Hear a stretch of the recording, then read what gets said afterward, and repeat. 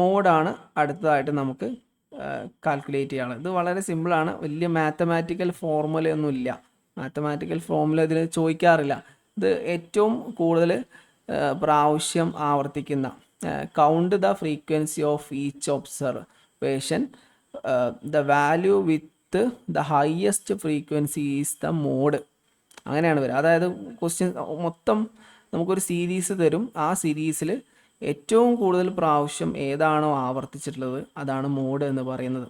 Okay, അപ്പോൾ ഇവിടെ ഈ ക്വസ്റ്റ്യൻ നമുക്ക് എടുക്കാം. ഓക്കെ, ക്വസ്റ്റ്യൻ 1 എടുക്കാം.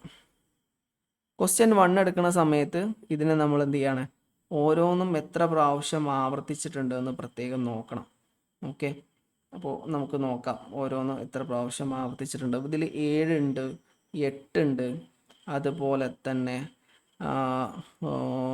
10 ഉണ്ട്, 6 ഉണ്ട്, 9 ഉണ്ട്, 8 ഉണ്ട്. അപ്പോൾ അതിനെ നമുക്ക് ആദ്യം ഓരോന്ന് നമുക്ക് നോക്കാം. ഇവിടെ 6 എത്ര പ്രാവശ്യം ആവർത്തിച്ചിട്ടുണ്ട് നോക്കാം. 6 1, അതുപോലെ 2 പ്രാവശ്യം ആവർത്തിച്ചിട്ടുണ്ട്. പിന്നെ 7 നമുക്ക് നോക്കാം. 7 എത്ര പ്രാവശ്യം ആവർത്തിച്ചിട്ടുണ്ട്? 7 2 പ്രാവശ്യം 7 നമുക്ക് ആവർത്തിച്ചിട്ടുണ്ട്. 2 പ്രാവശ്യം 7 ആവർത്തിച്ചിട്ടുണ്ട്.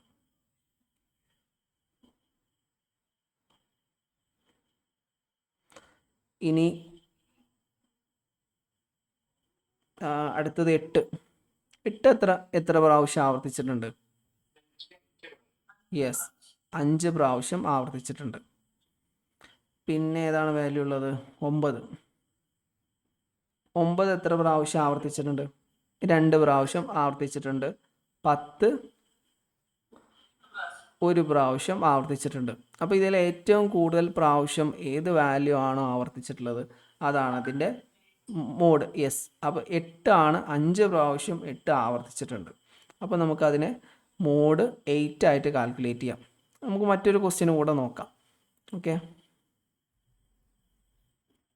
ഇതാണ് ക്വസ്റ്റ്യൻ. ഇതൊന്ന് നിങ്ങൾ നോക്കൂ.